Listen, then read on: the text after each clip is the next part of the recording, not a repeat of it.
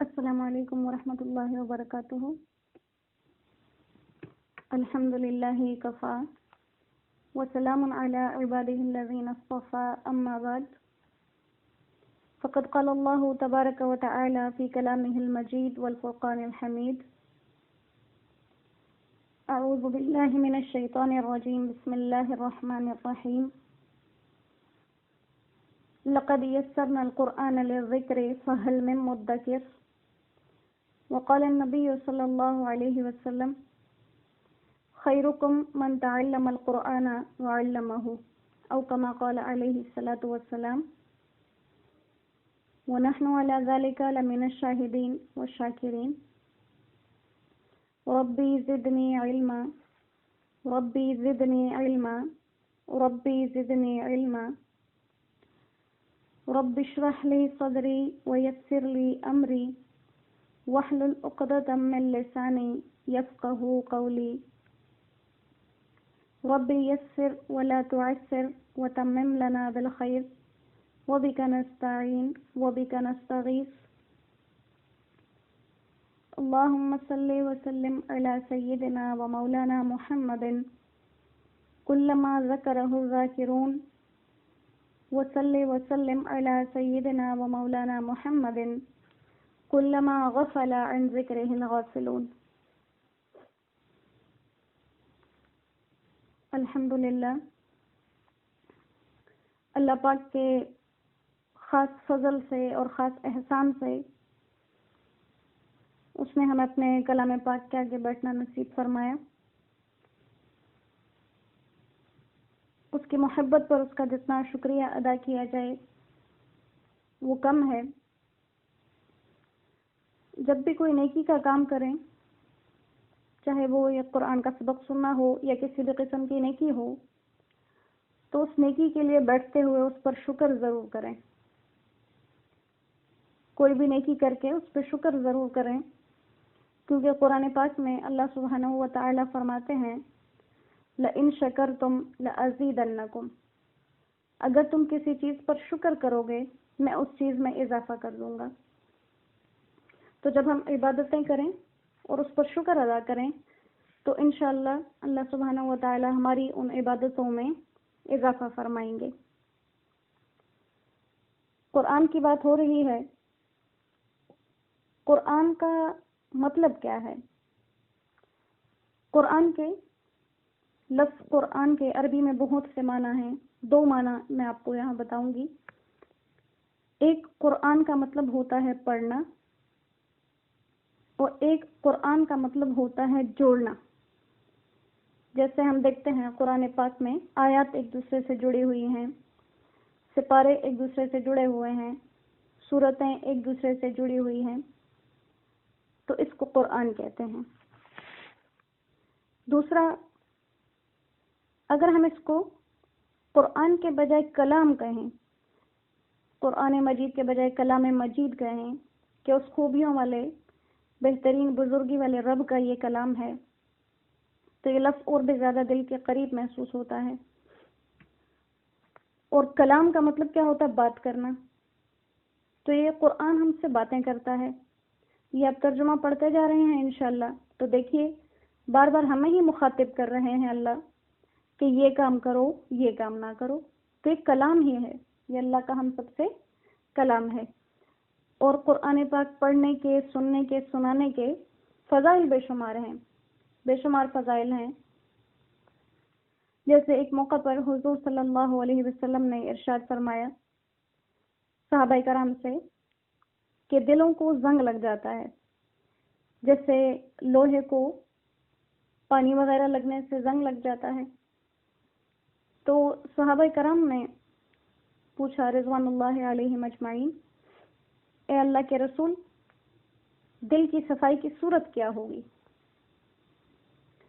آپ صلی اللہ علیہ وسلم نے فرمایا کہ قرآن پاک کی تلاوت کرنا اور موت کو کثرت سے یاد کرنا۔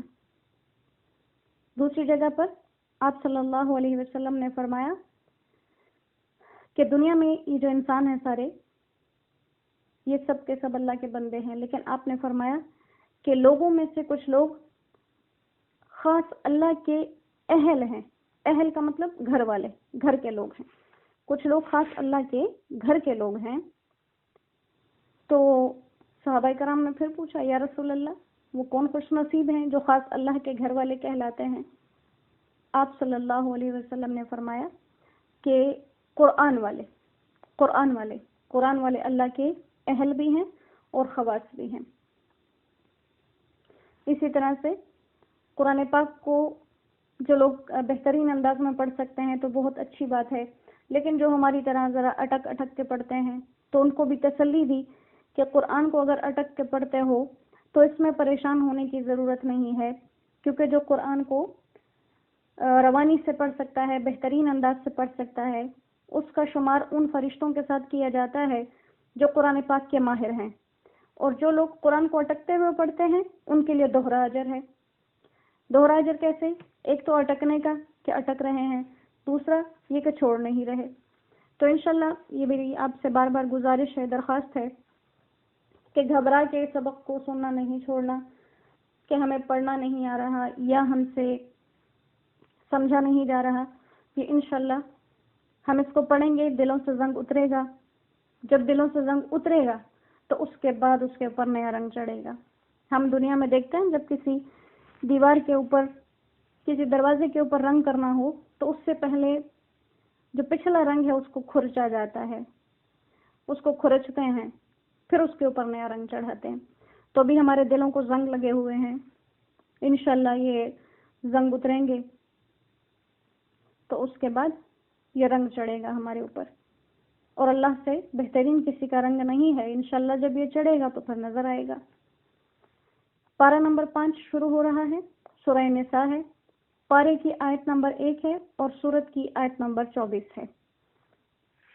اعوذ باللہ من الشیطان الرجیم، بسم اللہ الرحمن الرحیم. والمحصنات من النساء الا ما ملكت ايمانكم كتاب الله عليكم واحل لكم ما وراء ذلكم ان تبتغوا باموالكم محصنين غير مسافحين فما استمتعتم به منهن فآتوهن أجورهن فريضة ولا جناح عليكم فيما تراضيتم به من بعد الفريضة إن الله كان عليما حكيما. بات چل رہی تھی جہاں چوتھا سپارہ ختم ہوا ہے کہ کن عورتوں سے نکاح کرنا جائز نہیں ہے. تو اسی کی کڑی ہے ایک اور صورت ہے یہاں پر کہ جن عورتوں سے نکاح کرنا جائز نہیں ہے. فرمایا کہ والمحصنات من النساء، شوہر والی عورتیں، وہ عورتیں جن کے شوہر موجود ہیں ان سے نکاح کرنا بھی جائز نہیں. والمحصنات من النساء، شوہر والی عورتیں، الا ما ملکت ایمانکم، مگر یہ کہ تم ان کے مالک بن جاؤ. کتاب اللہ علیکم، یہ فرض کر دیا ہے اللہ نے تم پر. وَأُحِلَّ لَكُمْ، اور حلال ہیں تمہارے لیے، ما وراء ذالکم، ان عورتوں کے علاوہ باقی سب عورتیں. ان تبتغوا باموالکم، یہ کہ ان کو طلب کرو اپنے مال کے بدلے میں، محصنین، پاک دامن رہنے کے لیے، غیر مسافحین، نہ کہ صرف مستی نکالنے کو. فما استمتعتم به منہن، تو جو تم میں سے ان عورتوں سے فائدہ اٹھا لے، فآتوہن اجورہن، تو ان کو ان کے مہر دے دو، فریضہ، جو تم نے مقرر کر رکھا ہے. ولا جناح علیکم، اور کچھ حرج نہیں ہے تم پر، فیما تراضیتم به، جس بات پر تم راضی ہو جاؤ آپس میں، من بعد الفریضہ، مقرر کرنے کے بعد. ان اللہ کان علیما، بے شک اللہ کو علم بھی ہے، حکیمہ، اور وہ حکمت والا بھی ہے. تو ایک اور صورت بیان کر دی کہ کس عورت سے نکاح نہیں ہو سکتا. وہ عورت جو شوہر والی ہے، جس عورت کا شوہر موجود ہے، اس نے طلاق نہیں دی ہوئی، اس عورت سے دوسرے آدمی کا نکاح نہیں ہو سکتا. ایک وقت میں ایک عورت سے صرف ایک مرد ہی نکاح کر سکتا ہے. عورت ایک وقت میں 2، 3، 4 مردوں سے نکاح نہیں کر سکتی. پھر ایک صورت بتا دی کہ اگر کسی عورت کا شوہر موجود ہے تو تم اس سے نکاح کر سکتے ہو. کس صورت میں؟ اگر وہ تمہارے پاس باندی یعنی کہ غلام بن کر آ جائے، وہ عورت غلام بن کر آ جائے. اور غلام بن کر کیسے آئے گی؟ جیسے مسلمانوں کا کسی غیر مسلموں کے ساتھ جہاد ہو گیا، لڑائی ہو گئی، تو اس صورت میں وہاں سے جو مرد اور عورتیں قید کر کے لائے جاتے تھے، پھر ان کو مسلمانوں کے جو حکمران بادشاہ جیسے وہ تقسیم کر دیتے تھے یا مال غنیمت میں، تو ان عورتوں کے ساتھ نکاح کرنا جائز ہو جاتا تھا اس صورت میں کہ اگر صرف عورت قید کر کے مسلمانوں کے ملک آ گئی ہے اور شوہر ابھی بھی اسی کافر ملک میں موجود ہے، تو اس صورت میں جو عورت آ جاتی ہے اس کے ساتھ نکاح کرنا جائز ہو جاتا ہے.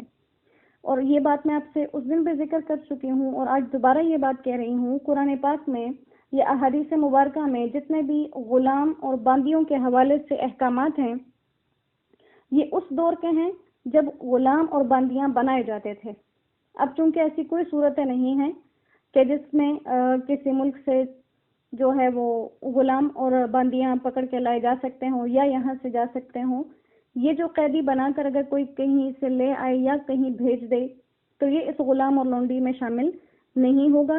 اسی طرح جو گھروں میں کام کرنے والے لوگ ہیں وہ بھی اس غلامی میں نہیں آتے. تو ایک صورت بتا دی، اگر کوئی عورت اس کا پہلے سے شوہر موجود ہے لیکن وہ عورت قید ہو کر اسلامی ملک آ جاتی اور اس کا شوہر غیر مسلموں کے ملک میں رہتا تھا تو اس عورت سے نکاح کرنا جائز ہو جاتا تھا. یہ ایک صورت بتا دی ہے. اور فرمائے کہ یہ جو ساری عورتیں تم پر حرام قرار دی گئیں، ماں، بہن، بیٹی، بھتیجی، ساس، بہو وغیرہ، دو بہنوں کو ایک نکاح میں جمع کرنا، اسی طرح شادی شدہ عورت سے نکاح کرنا، فرمایا کہ یہ کوئی عام بات نہیں ہے. کتاب اللہ علیکم، یہ اللہ کا فرض شدہ حکم ہے تم پر جس میں اپنی طرف سے کوئی تبدیلی نہیں کی جا سکتی. اور ان ذکر کردہ عورتوں کے علاوہ اور جتنی عورتیں ہیں، وَأُحِلَّ لَكُم مَّا وَرَاءَ ذَلِكُم، ان کے علاوہ اور جتنی عورتیں ہیں وہ سب تمہارے لیے حلال ہیں. ماموں کی بیٹیاں ہو گئی، پھپھو کی بیٹیاں ہو گئی، چچا کی بیٹیاں ہو گئی، دور پار کے رشتہ دار ہو گئے. جب ان میں ان عورتوں کی خصوصیات نہ پائی جائیں جن کا ذکر کیا گیا تو ہر اس عورت سے نکاح کیا جا سکتا ہے. لیکن تعداد زیادہ سے زیادہ کتنی ہے؟ 4 ہی ہے. اب اس کے علاوہ باقی عورتیں تمہارے لیے حلال ہیں. اس سے کوئی یہ نہ سمجھے کہ جتنی مرضی شادیاں کی جا سکتی ہیں، تعداد وہی رہے گی. عورتوں کے رشتے کی بات ہو رہی ہے کہ ان رشتوں میں سے اگر وہ عورت کچھ نہیں لگتی تو اس سے نکاح ہو سکتا ہے. پھر ساتھ میں یوں بھی کہہ دیا کہ ان عورتوں سے جو نکاح تم کرو گے، ان تبتغوا باموالکم، تم اپنے مال کے ذریعے ان سے نکاح کرو گے. گویا کہ مہر کے بغیر نکاح ہوتا ہی نہیں ہے. اگر میاں اور بیوی اس بات پہ آپس میں راضی بھی ہو جائیں کہ ہم نکاح کریں گے اور اس میں مہر نہیں رکھیں گے، تب بھی یہ بات قابل اعتبار نہیں، مہر تب بھی دیا جائے گا. اور دوسرا، مہر میں جو چیز رکھی جائے تو کم از کم وہ مال کہلانے کی حقدار ہونی چاہیے، کیونکہ باموالکم جس چیز کو مال کہا جا سکتا ہو ایسی چیز ہونی چاہیے. اور ساتھ میں بتا دیا دوسری شرط. پہلی شرط کیا تھی کہ نکاح کرو مال کے بدلے، یعنی مہر ضروری ہے. دوسری بات بتا دی کہ محسنین غیر مصافحین